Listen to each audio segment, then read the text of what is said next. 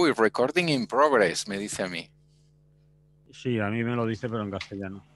Todos los días. No, esta es una chivata, es una inglesa chivata, tío, porque tú imagínate que tú te hubiera dado por meter y no me hubieras dicho nada, pues ella me lo dice. Pero además pero aparece la señal a todo el mundo, ¿no?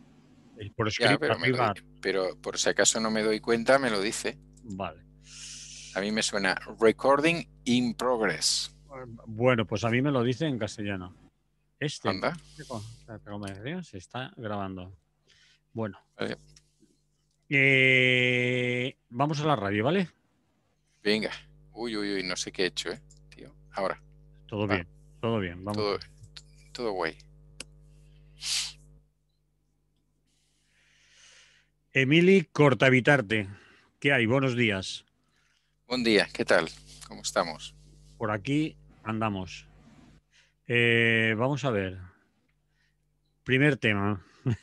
Ya tenéis govern, ya tenéis gobierno, ya estarás contento, ya se te ve la cara. Vamos, Que sí.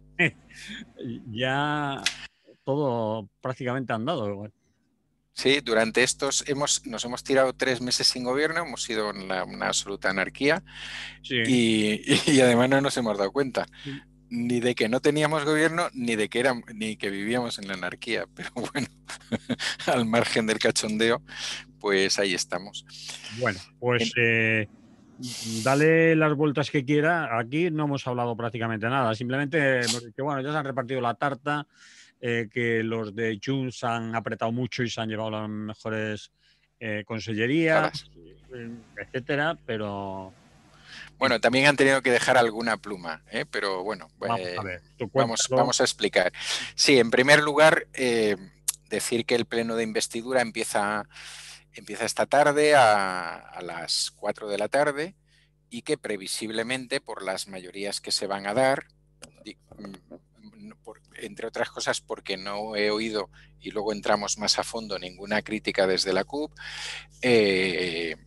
pues probablemente se salga con gobierno el mismo viernes hacia mediodía, una cosa así, porque la sesión continuaría el viernes a las 9 de la mañana, ¿no?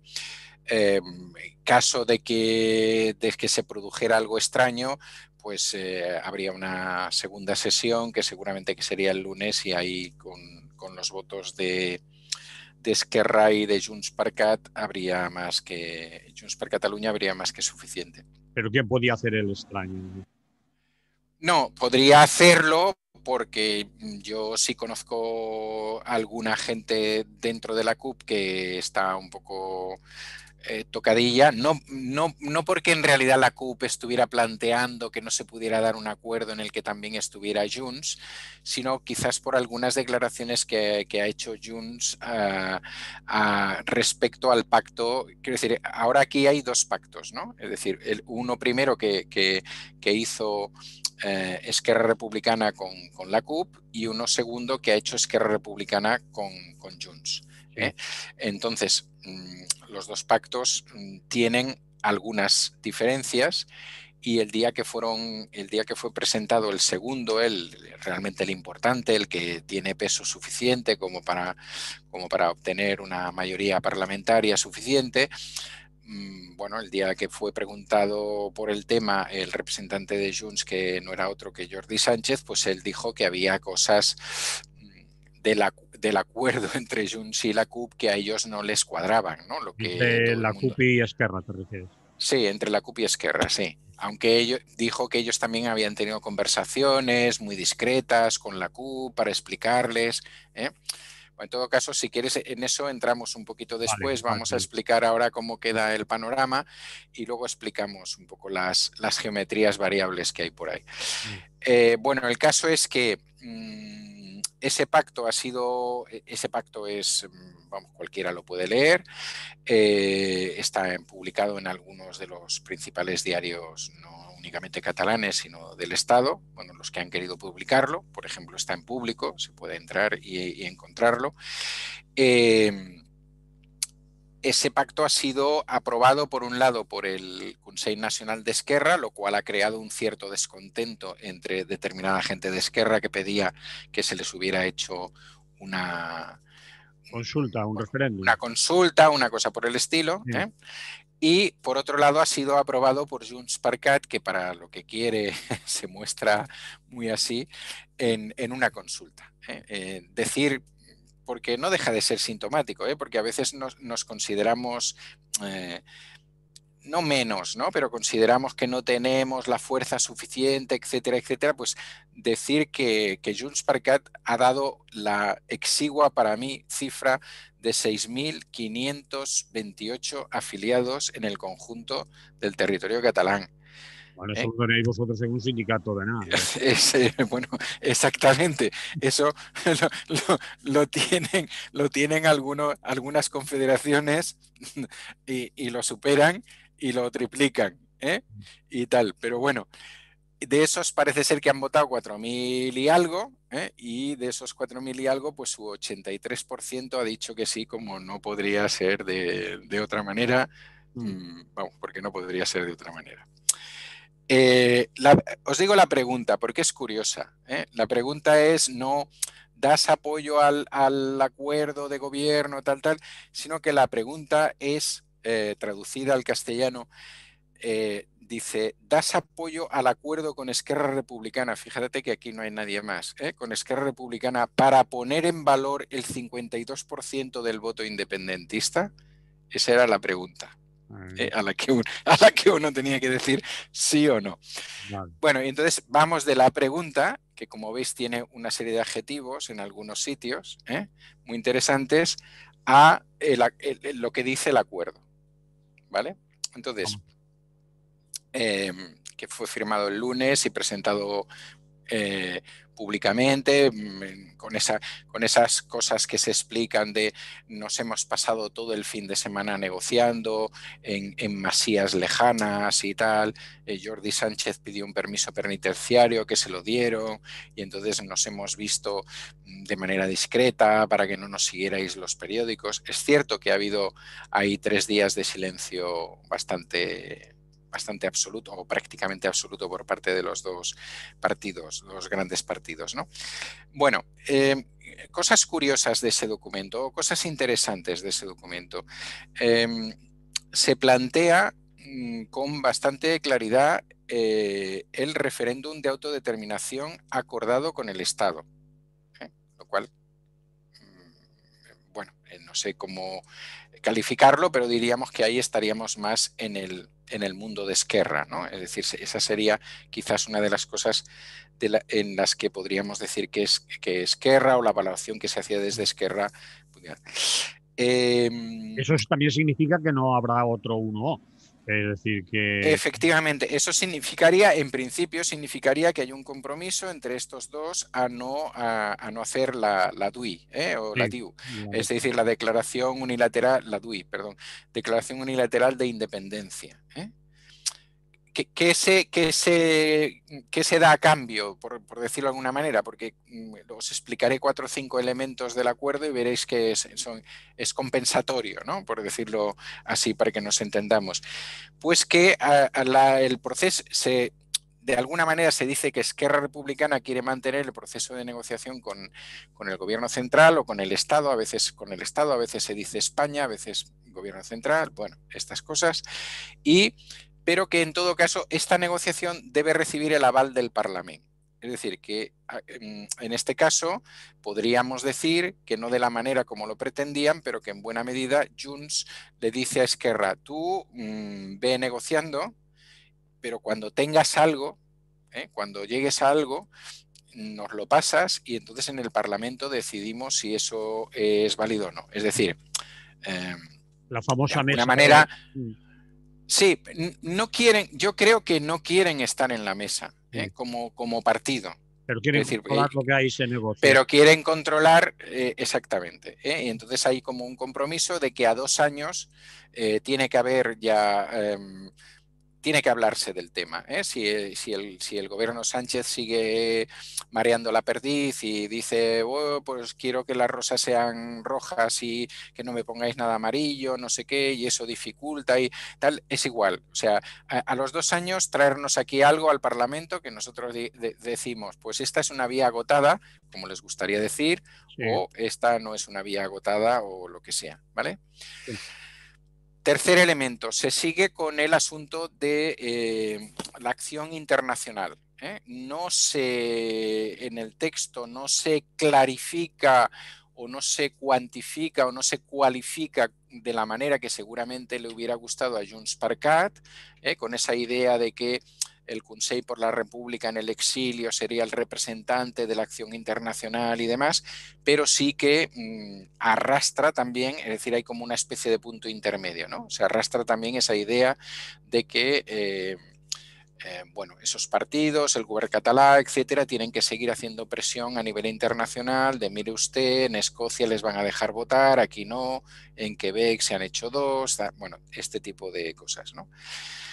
Cuarto elemento, el tema de la amnistía, lógico también, es decir, lógico que apareciera y lógico que se introduzca. Y quinto elemento bastante interesante se llama a crear o a formar un acuerdo nacional por la autodeterminación y la amnistía. Fíjate la terminología, autodeterminación, ya no la pregunta que te he hecho de la independencia, Sí. sino que ahora te digo la autodeterminación, que evidentemente si la ganas, lógicamente es la independencia, pero que ya no estamos diciendo lo mismo. Y ese acuerdo nacional por la autodeterminación y la amnistía tendría como miembros natos a Esquerra Republicana, Junts per Catalunya, la CUP, a la Asamblea Nacional Catalana y Òmnium Cultural, que no los ha elegido nadie, pero que formarían parte de ese acuerdo, aparte de determinadas personalidades, etcétera. ¿Cómo queda el Consell per la República? Pues el Consell per la República queda que debe reformularse. Es decir, que Esquerra no lo acepta tal y como está, que esa idea que en algún momento planeó sobre que el Consell per la República era como es una especie de controlador de la acción, si recordáis yo lo dije aquí en un programa anterior, ¿no?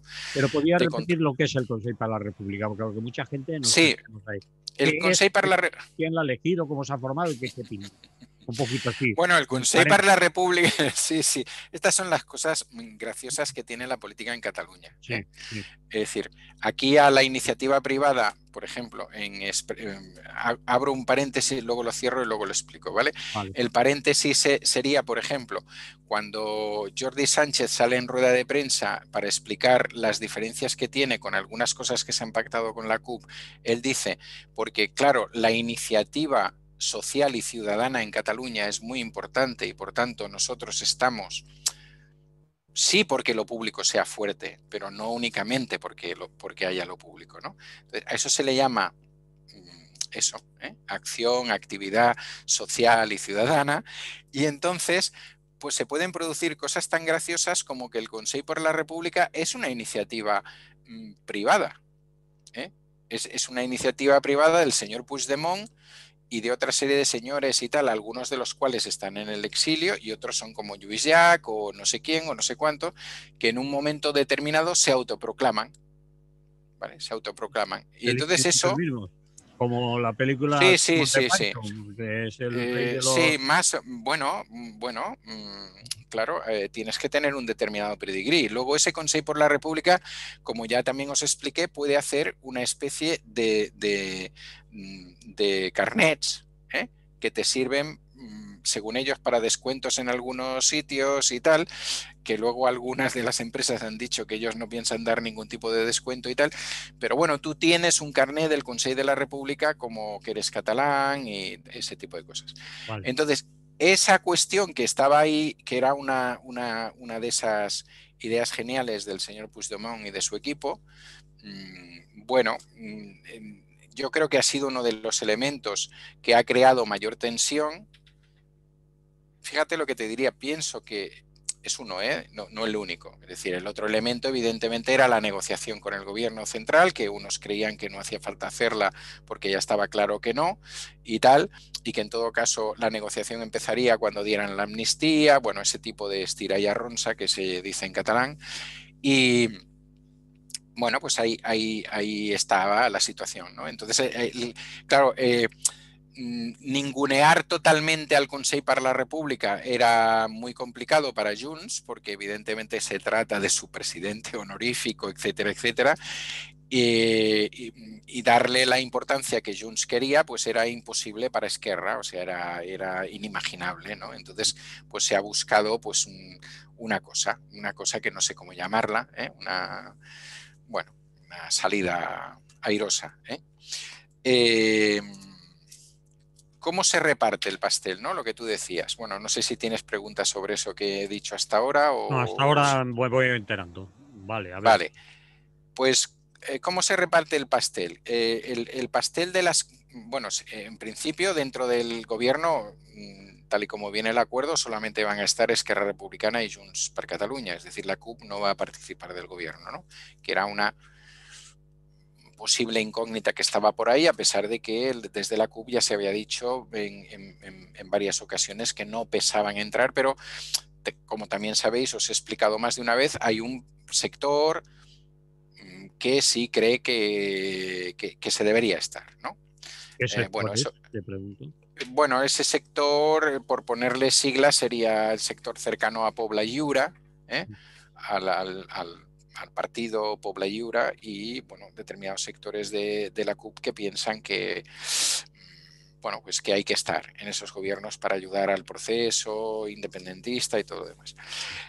Bien, el reparto de consejerías es 7 y 7, ¿vale? Presidencia para Esquerra Republicana, lo cual no es moco de pavo para Esquerra Republicana. Tengamos en cuenta que Esquerra Republicana sí que tuvo los dos presidentes de la etapa republicana, pero desde entonces en etapa democrática nunca había estado en la presidencia de la Generalitat. Vale. Eso había sido siempre un espacio de convergencia y en algún momento del Partido Socialista y ellos nunca, por lo cual, bueno, pues el tirón ya una vez que habían quedado segundos en las elecciones, pero que dentro del sector, digamos, independentista o nacionalista, pues eran los mayoritarios, pues les correspondía y eso yo creo que también ha sido uno de los elementos que ha hecho tardar el tema, ¿no? Porque digamos que aquí hay gente que piensa que esto es suyo y que por tanto, pues bueno, alguien hacía una parodia, no sé si se entiende muy bien fuera de Cataluña, ¿no? Pero del amo de las tierras y de la masía y el masové, que es el que se encarga de cuidarlas y tal, porque él a lo mejor tiene 2 o 3 masías o vive ya en una ciudad, ¿no? Sí. Entonces un poco alguien hacía una parodia bastante inteligente y fácil de entender en Cataluña de que en definitiva determinada gente de toda la vida de Convergencia considera los de Esquerra como los masovés, ¿no? Que vale, que es decir, que puedes tener algunas cositas y tal, y que me cuides bien Puedes la tener casa, un cotarro, pero el cotarro es mío. pero el cotarro no es tuyo, ¿sabes? Bueno, bien, ¿qué se queda Esquerra? Esquerra se queda la presidencia, se queda Interior, que no sé si que no les arriendo la ganancia, pero supongo que esto sí que podría ser la parte que la CUP ha presionado de que debido a que parte de los pactos iban por ahí, por temas relacionados con los Mossos de Escuadra y demás, pues de que se quedaran este tema. Y hay otra cosa bastante interesante que desde fuera es más difícil de ver, pero el presidente en este caso y la consejera de presidencia se quedan con con la tutela de los fondos europeos, de los fondos Next Generation. Sí. Es decir, que por tanto, bueno, ahí tienen un cachito. Se Vale. quedan con educación, crean algunas consejerías nuevas, habrá por primera vez en Cataluña y yo creo que en todo el estado una consejería de feminismo y otras cosas, pero vamos, de feminismo. ¿Y qué se queda Junts per Cat, que no es menor? Se queda economía, Pero sin el control de los fondos Next Generation, Sin el control de los fondos Next Generation. que es Bueno, pero importante. que es muy, claro, claro, por eso te quiero decir que cuando se dice se queda, a ver, es muy, para ellos es muy importante controlar economía con todo lo que significa. Y, a ver, evidentemente en un sistema capitalista, economía es economía capitalista, pero depende quién la ejerza, todavía puede ser más capitalista. Y está Sí. claro pues que quien la va a ejercerla en el sentido auténtico de siempre de Convergencia y Unió y demás, ¿no?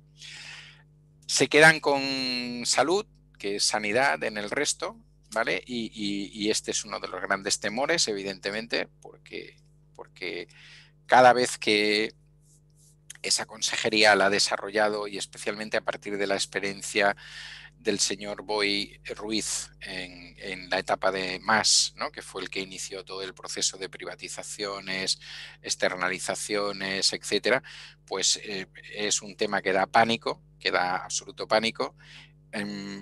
A día de hoy parece ser que la persona que va a desarrollar esta consejería es el que hasta estos días ha sido el portavoz del Govern de la Generalitat con los temas del COVID. Sí. No deja de ser bueno,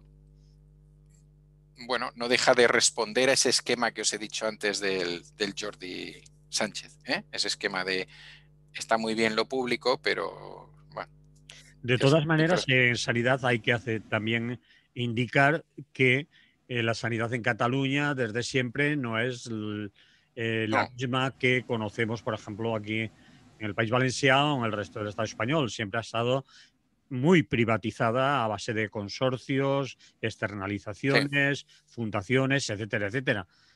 Si aún la privatiza o se privatiza más, yo no sé allá a dónde llegarían, ¿no? Pero en fin, eh, creo que había que... Bueno, la impresión que nos da es que van a profundizar aún eso más, ¿no? Para que la gente que nos escucha desde fuera de Cataluña pueda entender de qué estamos hablando, de qué estás hablando tú, Sí, puedo explicar mi comarca. a ¿Eh? Mi ver, por comarca es el ejemplo. Valles, sí, mi comarca es el Valles Oriental. El Valles Oriental tiene aproximadamente unos 700.000 habitantes. Dos grandes ciudades como son Mollet y Granollers y una mediana Sant Celoni y Cardedeu. Tenemos 3 hospitales, ninguno de ellos es totalmente público, Ajá. ¿vale? Son hospitales Ninguno. que pertenecen a Son fundaciones. fundaciones que trabajan lo público y lo privado, es decir, que atienden a la gente que va por la seguridad social, pero que tienen su propio patronato y que actúan como tales fundaciones privadas. ¿Vale? Es decir,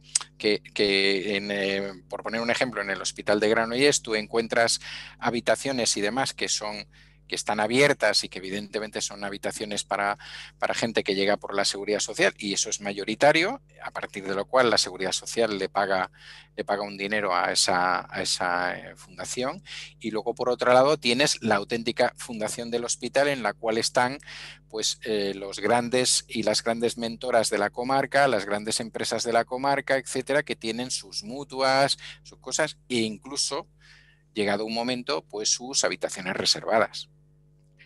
Ese es un modelo, vamos. Entonces, te Pero puede pasar que...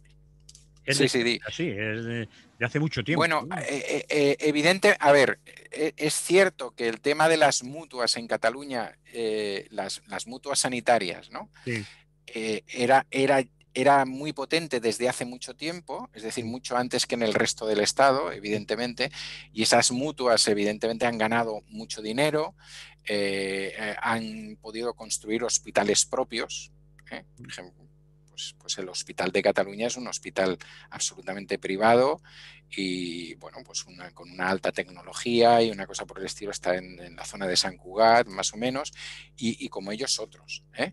Entonces, lo que esta gente ha tratado de hacer es que, digamos, ambos sistemas convivan, ¿no? Entonces, ¿cómo lo hacen? Pues de una manera,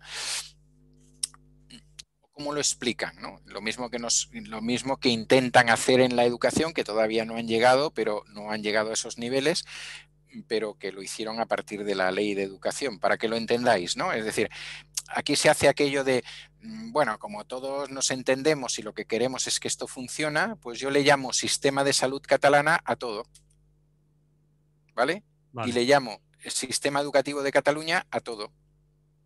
vale. Entonces entra lo público y entra lo privado. ¿Y hay diferencia, por ejemplo, cuando tú acudes a un hospital? Porque hasta ahora has hablado de hospital, podríamos hablar ahora de cómo está la primaria entonces, porque a lo mejor la primaria no es tan interesante, pero cuando acudes No, tú no es tan interesante. como usuario que no perteneces a ninguna mutua, no perteneces a ningún seguro privado, el trato es normal, digamos. Bueno, el trato es normal, los tiempos son diferentes. Quiero Ah, decir que eso creo que es lo que nos está pasando en todos los lados en el Estado español. Es decir, el trato es normal, es decir, esa empresa, ese hospital no, por supuesto, no te deja en la calle. Estando aquí mi padre, pues tuvo un problema, le operaron de la vesícula, no hubo ningún problema, etcétera. No te hacen eso. Lo que pasa que bueno, el tiempo que tú tienes para ir a un especialista, es decir, en la primaria no pasa eso, a pesar de que han intentado privatizar algunos centros de primaria y en algunas zonas de Girona lo han empezado a hacer. Algunos han sido devueltos otra vez a la sanidad pública, porque es decir, la supongo que no primaria eran. está en la pública totalmente. Sí, o casi totalmente. Hay algún caso, pero son casos menores y cuando, ya te digo, cuando hubo una serie de experiencias, algunas fracasaron económicamente y volvieron Vale, al vale, sistema público.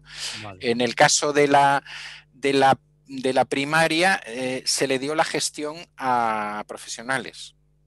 No Bueno, tanto a mutuas o tal, sino a profesionales que ¿sean adquirían eso. cooperativas o algo parecido? Bueno, sí, Bueno, el tema cooperativo más bien no, hombre, pero ya bueno, no mal utilicemos el nombre, vale. no, sí, sí, sí. El tema empieza a ser muy diferente a partir, digamos, de hospitales, de la especialización y de todo lo demás. Es decir, la gente no tiene maltrato en esos hospitales. Es decir, por ejemplo, el Hospital Clínic de Barcelona, que es muy renombrado, pues tiene un sistema público-privado. ¿eh? Ujú. Entonces, por poner un ejemplo, cuando el rey, el emérito, estuvo en el Hospital Clínico de Barcelona en una de sus tantas operaciones de sus articulaciones, pues estaba en un pabellón especial, no porque era el rey, sino porque el clínico tiene un pabellón especial Sí. para la gente que paga más que las personas corrientes y molientes. Pero eso no quiere decir que el clínico, cuando trate a gente que llega por la seguridad social, lo trate mal, o cuando tenga una urgencia de la seguridad social la demore o tal, ¿no? Es decir, demora otras cosas, demora ese tratamiento que tú puedes tener a lo mejor al cabo de 2 o 3 semanas si vas por un sistema privado que no si vas por un sistema público. Vale, entendido. Entonces, Entendido. Otra pregunta. ellos lo que van a hacer es fomentar, lo que entendemos que van a hacer, porque ya anteriormente lo han hecho, es fomentar ese tipo de cosas y además, entre otras cosas, también lo pongo porque en esa rueda de prensa Jordi Sánchez recalcó ese tema y el tema de educación. Vale.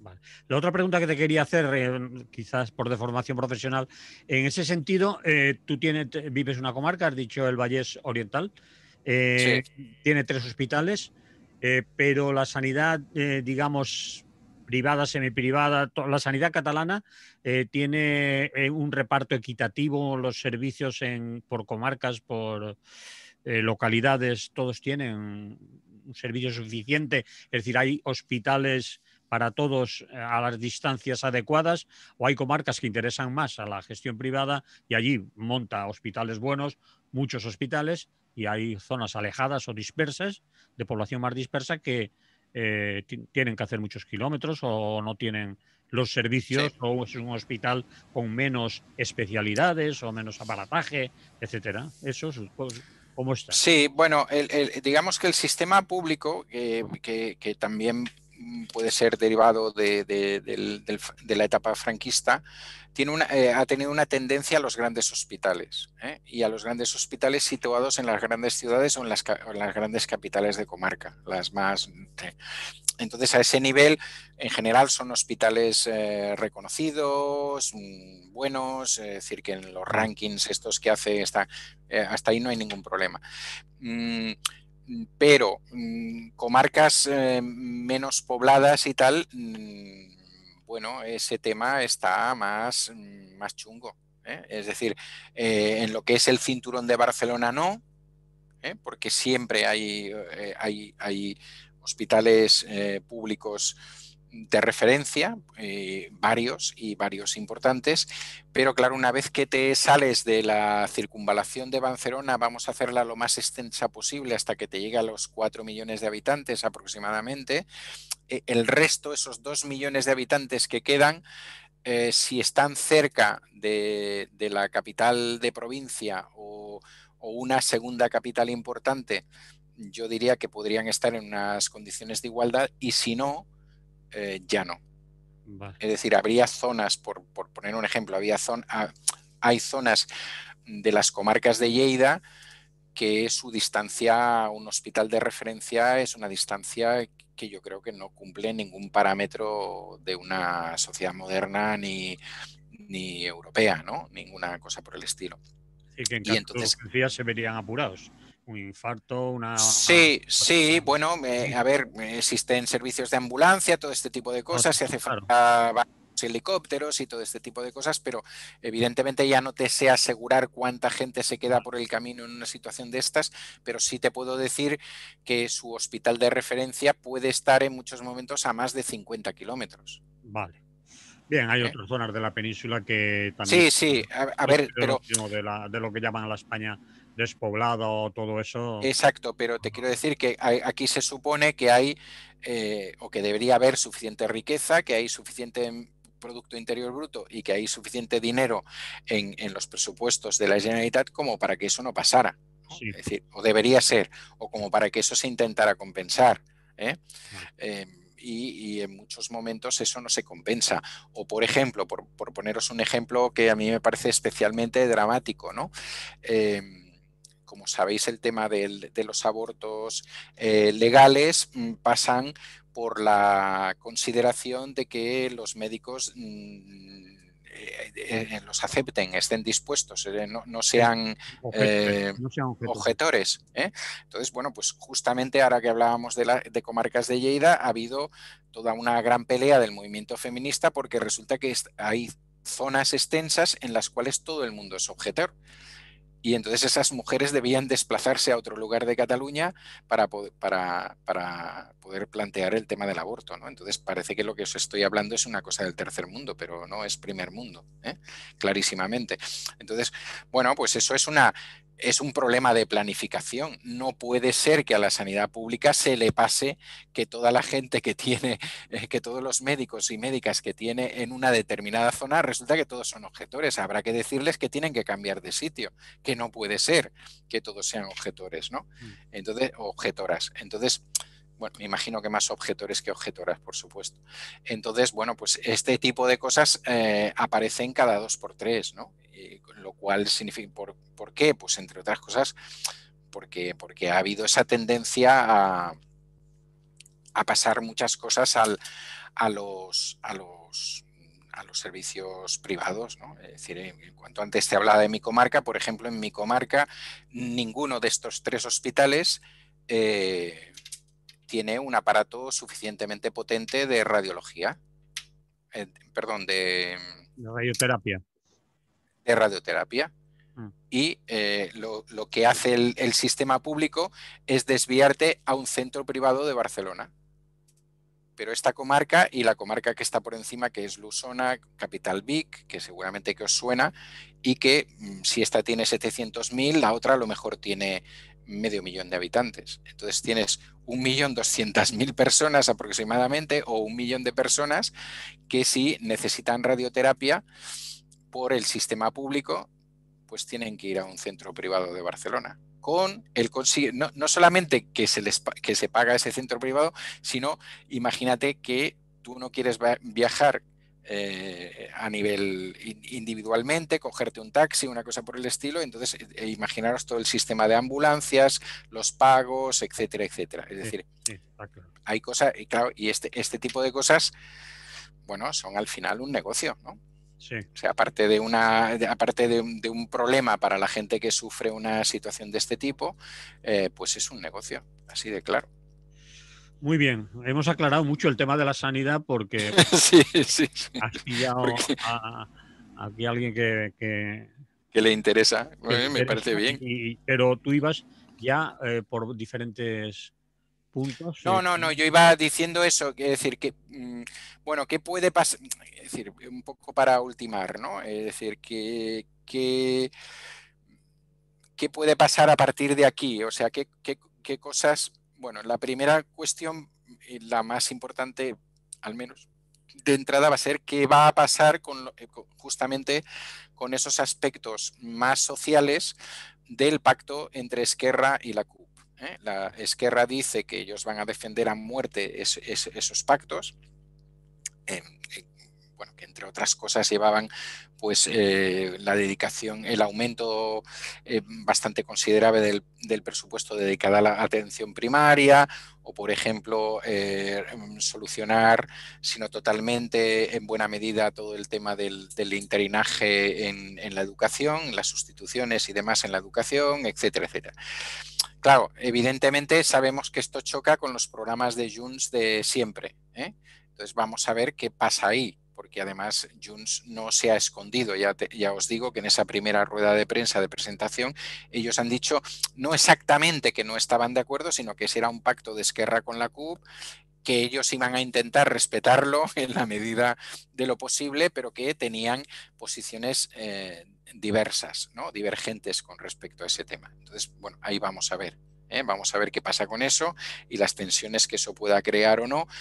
Y por eso te decía las posiciones que la CUP pueda tener. Yo en estos momentos no conozco cuál es la reacción de la CUP. No sé si la CUP va a dar libertad a sus diputadas y diputados para que voten en conciencia en función de lo que se puedan oler, que significa que determinada gente asuma determinadas consejerías, o sumidos en este pacto, o en este supuesto pacto, aunque ya veis que nunca ha sido un pacto a tres, sino que ha sido pacto dos por un lado, dos por otro, pues decidan dar un primer voto de confianza.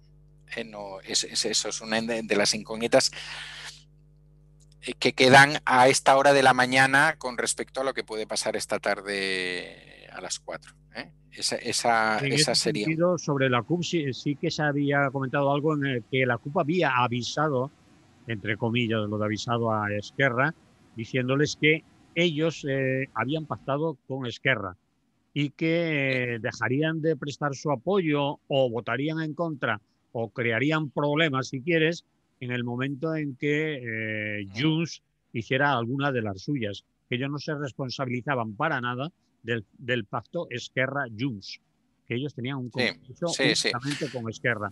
Eso es No, así, eso parece. literalmente puede ser, pero en el fondo ellos deben de asumir que no están en el pacto a tres, creo que se lo van a tener que comer alguna vez, ¿no?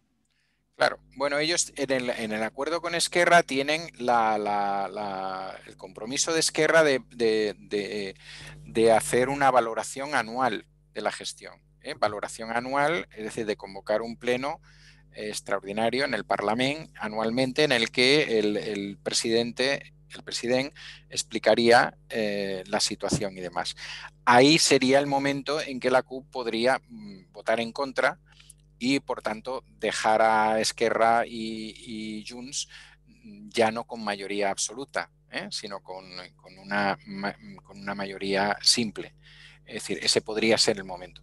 Ese puede ser el momento, y también puede haber un momento que se pueda adelantar a mañana. No lo sé, digo que no lo sé. Yo sí conozco gente de la CUP que cuando han visto el acuerdo y los repartos de carteras y demás han dicho, pues buena parte de lo que creíamos haber colocado, pues a lo mejor no está tan claro, pues que se produzca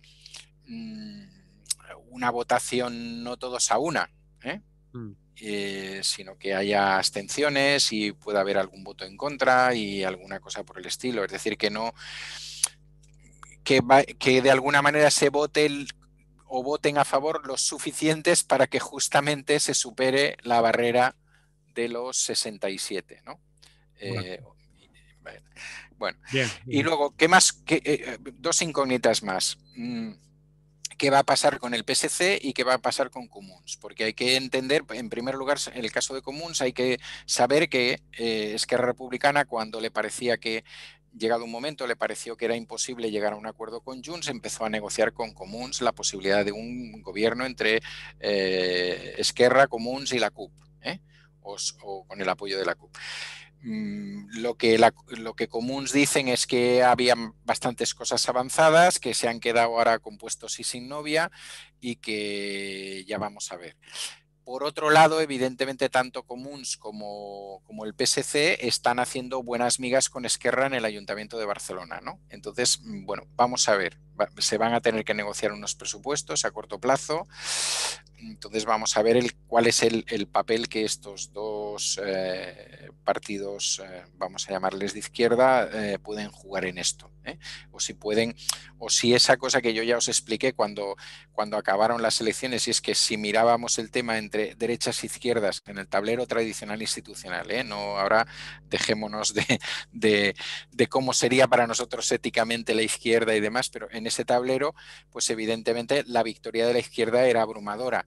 Entonces vamos a ver si eso, Esquerra sabe jugar con eso, puede, quiere, bueno, ahí lo veremos.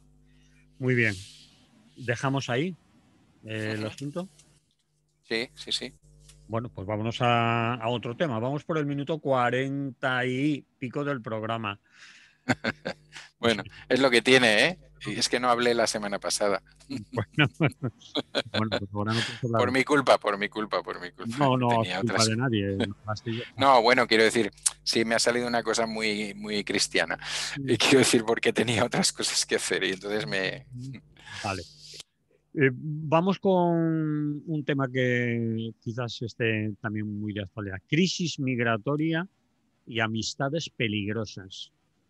Con lo que ha sucedido estos días en Tarajal, de triste recuerdo, yo Sí. creo que es un tema importante, aunque no han querido llamarle, por lo menos el señor Sánchez en el Parlamento ya ha evitado lo de crisis migratoria y ha hablado de otras cosas, es decir, de que es un problema de otro tipo, no lo ha querido ligar a la inmigración ilegal. Bueno, pues vamos a ello. ¿Qué Bueno, tiene es que que... decir? No, es que probablemente yo también cuando te he dado el título he dicho crisis migratoria porque a veces, bueno, nos confundimos con los titulares periodísticos al uso, ¿no? Es decir, sí que evidentemente hay una crisis migratoria porque una de las armas que Marruecos ha utilizado ha sido justamente eso, ¿no? Sí. Pero en realidad cada vez tenemos más elementos, a pesar de que el gobierno español al principio intentara negarlo, bueno, muy rocambolescos, sobre todo la intervención del ministro de Justicia, ¿no? Tratando de hablar de problemas socioeconómicos y estas cosas pasan y entonces porque a lo mejor la juventud no tiene trabajo, no sé qué. Bueno, a ver, yo creo que a lo largo de los días que han ido pasando, y es más fácil hablar ahora desde un jueves que hablarlo el lunes, pero lo que está claro es que aquí lo que ha habido es vulgarmente un ataque de cuernos, por decirlo así, del rey de Marruecos con respecto al trato que el gobierno español está dando a Brahim Ghali, que es el líder del Frente Polisario, el presidente de la República Árabe Saharaui Democrática, que como sabéis está siendo tratado al parecer de una enfermedad suficientemente grave en un hospital de La Rioja, ¿no? De Logroño, creo. Logroño. Bueno, pues en su momento oímos a la embajadora de Marruecos decir, es que España va a pagar sus consecuencias, y nos pareció pues que, bueno, pues era la embajadora de Marruecos que está, y le vas a decir que pues, ella tiene que decir eso, ¿no? Le habrán dicho que diga, hasta que pues abren las compuertas aquellas y dejan ir por allí pues no sé si 8.000 o 10.000 personas entre no solamente inmigrantes que ellos tienen en las montañas aquellas cercanas a Ceuta y que no Sí. son de origen marroquí, sino también gente del propio Marruecos, ¿no? A la que han inducido, abierto la puerta, etcétera, para que entrar y para que crearan una situación de conflicto, pues eso con el Estado español, ¿no? que es ante lo que estamos. Eh, bueno, la Marcha Verde en su momento fue un pacto entre el gobierno español y el gobierno marroquí. En este caso, pues se ha hecho sin pacto, evidentemente. ¿Y por qué hablo de amistades peligrosas? Hablo de amistades peligrosas porque, bueno, porque se supone que las relaciones entre el gobierno español y el marroquí es extraordinaria, es preferencial, porque se supone que los reyes, nuestros reyes respectivos o sus reyes respectivos son prácticamente hermanos, y cuando se ven se saludan con besos y todo este tipo de cosas. Y me da la impresión de que Mohamed V no debe haber llamado a Mohamed VI, no debe haber llamado a Felipe VI. Vamos, me da la impresión de que no, o si no el otro no lo ha contado, no sé. Sí. Entonces, claro, estamos ante una situación paradigmática, ¿no? Es decir, en la cual evidentemente hay que echarle unas determinadas culpas al gobierno español en el sentido de la manera como lo ha tratado, es decir, ese despliegue del ejército, la Guardia Civil, digamos, las devoluciones en caliente, el tema de que probablemente algunas de esas devoluciones sean de gente menor de edad, cosa que en principio está prohibida por nuestra propia legislación, etcétera. Y en el otro lado de la balanza, evidentemente, la falta de humanidad absoluta del régimen marroquí para provocar una situación como esta, es decir, para en vez de lidiarlo de otra manera, ¿no? O plantearlo de otra manera en otros marcos, pues hacerlo jugando con los intereses básicos de una gente, ¿no? De una gente que está intentando llegar a la otra orilla porque cree que va a tener una vida mejor, Sí. que tampoco está tan claro, ¿no? Pero a mí esa utilización me parece aberrante. O sea, me parecen aberrantes las dos cosas, pero evidentemente esa para mí tiene un grado bestial, ¿no? Absolutamente inhumano, que también me extraña en este aspecto la absoluta falta de intervención, no a favor del gobierno español, repito, o sea, el gobierno español que lidie con lo que tenga que lidiar, sino la intervención de organismos internacionales como pueden ser la ONU y tal, a favor de esas personas, ¿no? Y criticando la actitud de un gobierno que en un momento dado sabe a lo que está jugando, ¿no? Eh, bueno, por otro lado, España sigue, o el gobierno español, el gobierno central, sigue manteniendo ese lenguaje, digamos, amistoso, y es más, creo que perdona. No, no te quería cortar porque a lo mejor lo vas a decir tú. Tengo la sensación, o da la sensación de que esa amistad con el hermano marroquí es una amistad muy forzada. Es una relación de primer orden, pero por una necesidad no coyuntural, obviamente, porque es de más tiempo, pero por una necesidad que va más allá de la amistad del buen vecino, sino que hay intereses mutuos ahí que tienen la situación enquistada, desde el Sáhara y todo lo que ocurrió hasta que Marruecos le interesa a España como frontera, como parapeto, como primera barrera para parar la inmigración y la cantidad de dinero que se manda ahí. Y es la amenaza que esgrime siempre Marruecos, que es lo que dijo la embajadora. Claro. Esto va a tener consecuencias, refiriéndose a lo del Frente Polisario. Por eso tengo la sensación de que esa gran amistad que nos une con nuestro vecino de Marruecos, etcétera, etcétera, es casi a la fuerza, ¿no? Bueno, sigue tú, yo no sé. Bueno, no, yo creo que es forzada por como tú dices, por los intereses de los poderosos de ambos lados. Es decir, ahora mismo, es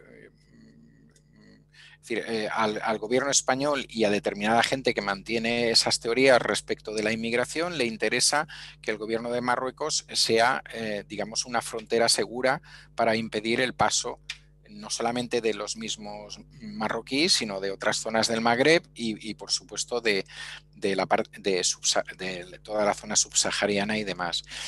Eso por un lado, ¿no? Desde ese punto de vista. En segundo lugar, España tiene importantes intereses económicos en Marruecos, no lo olvidemos. Es decir, hay sitios que yo creo que en general desconocemos, pero que Sí. estaría muy bien que conociéramos. Por ejemplo, la zona franca de Tánger.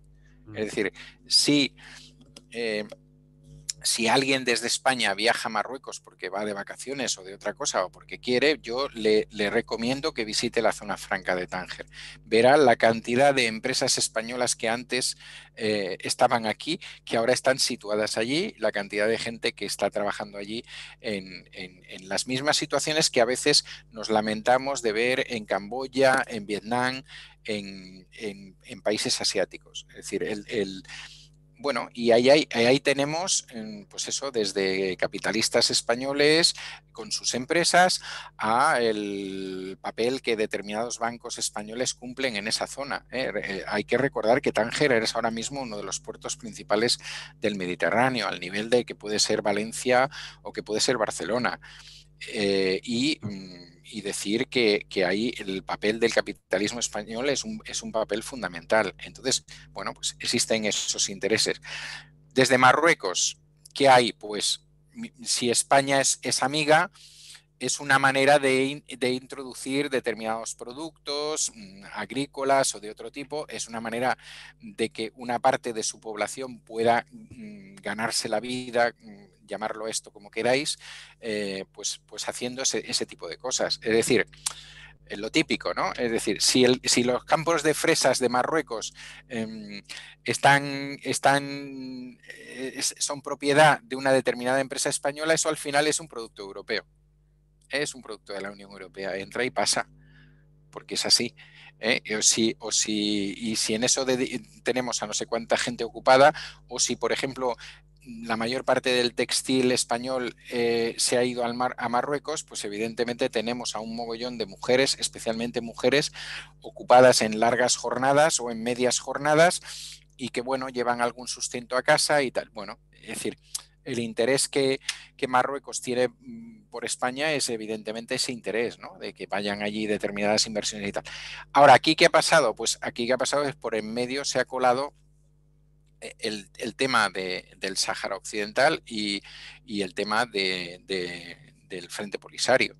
Entonces, pues en las reuniones que hayan tenido a ellos les ha parecido que esa actitud por parte de España no era una actitud amistosa, porque no tenían que haber acogido a esta persona que ellos consideran que es un delincuente, ¿no? Alguien que si lo pudieran detener, pues evidentemente seguramente que lo condenarían a muerte o alguna cosa por el estilo, y por tanto han decidido pues dar una lección.